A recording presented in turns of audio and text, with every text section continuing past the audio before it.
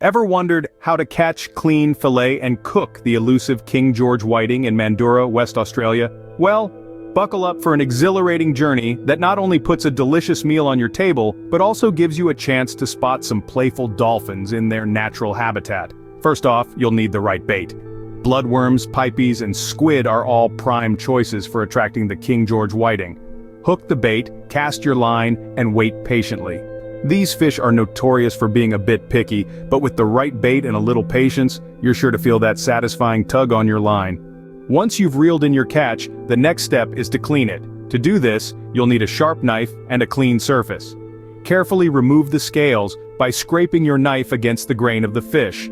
After that, cut from the anus up towards the head to remove the internal organs.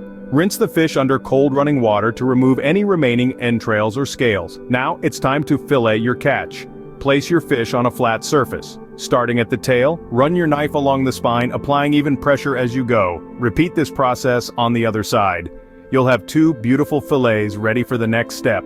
For the cooking part, you'll need some basic ingredients: butter, lemon, salt, and pepper. Heat a pan over medium heat and add a knob of butter. Once the butter has melted, place your fillets in the pan, skin side down. Cook for 2 to 3 minutes, then flip and cook for another minute or so. Squeeze some fresh lemon juice over the fillets, add a sprinkle of salt and pepper, and voila! You have a mouth-watering dish of King George whiting ready to enjoy. But wait, there's a bonus. While you're out fishing for King George whiting in Mandurah, keep your eyes peeled for dolphins. These playful creatures are often spotted in the area, adding an extra layer of excitement to your fishing adventure.